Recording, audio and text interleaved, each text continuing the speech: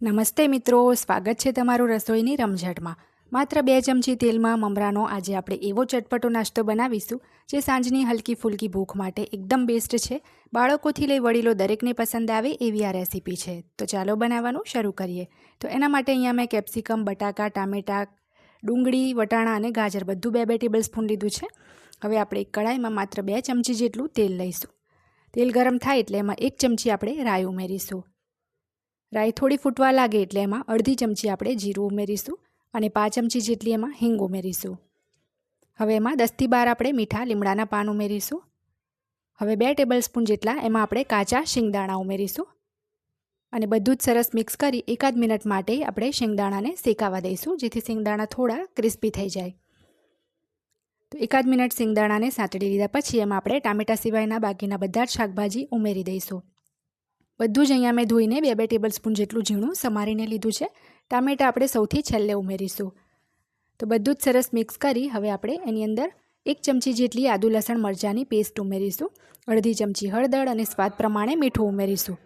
મીઠું અહીંયા અત્યારથી જ મેં ઉમેરી દીધું છે જેથી હવે આગળ એમાં હું મીઠું નહીં ઉમેરું। સરસ બધું મિક્સ કરી ઢાંકીને શાકભાજીને આપણે બસ 5 મિનિટ માટે ચડવા દઈશું।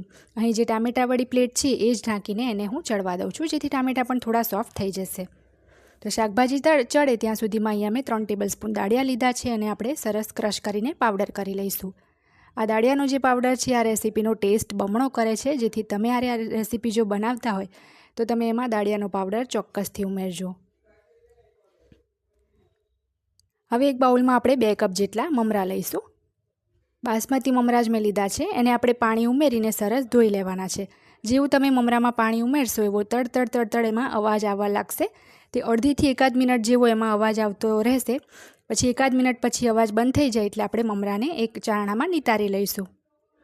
તો બસ એક જ મિનિટમાં મમરામાંથી જે તડ અવાજ આવતો હતો એ બંધ થઈ ગયો છે। તો મમરાને બસ આપણે એક જ મિનિટ અહીંયા પલળવા દીધા છે, ત્યાર પછી આપણે એને નિતારી લઈશું। બહુ આપણે મમરાને અહીંયા 5-1 મિનિટ માટે કે 7-1 મિનિટ માટે નથી બોળવાના।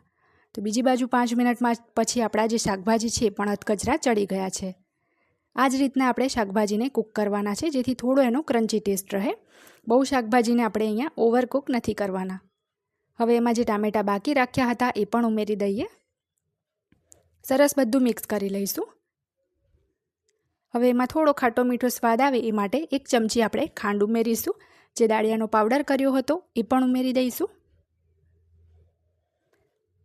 ત્યાર પછી એમાં પલાળેલા આપણે મમરા ઉમેરી દઈશું। હવે બધું જ આપણે સરસ મિક્સ કરી લેવાનું છે। મીઠું અહીં આપણે શાકભાજી વખતે જ મમરાના ભાગનું ઉમેરી દીધું હતું જેથી હવે એમાં હું મીઠું નથી ઉમેરતી અને ચાખીને જો તમને થોડું મીઠું ઓછું લાગે તો એની જગ્યાએ આપણે આગળ ચાટ મસાલો ઉમેરીશું। તો થોડો આપણે એમાં લીંબુનો રસ ઉમેરીશું। લીંબુનો રસ અહીંયા આ રેસીપીમાં બહુ વધારે ના ઉમેરવો નહીં તો પછી એ ખાટું થઈ જશે।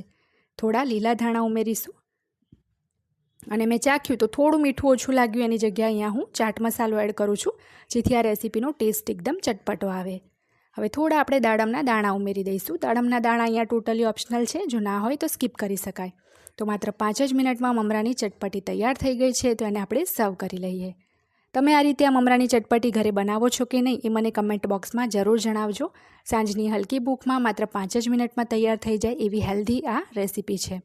તો આજની આ રેસીપી જો તમને ગમે તો મારી ચેનલ રસોઈની રમઝટને સબસ્ક્રાઈબ કરી પાસે રહેલા બેલ બટનને દબાવવાનું ના ભૂલતા જેથી મારા દરેક નવા વિડીયોની નોટિફિકેશન તરત જ તમને મળે।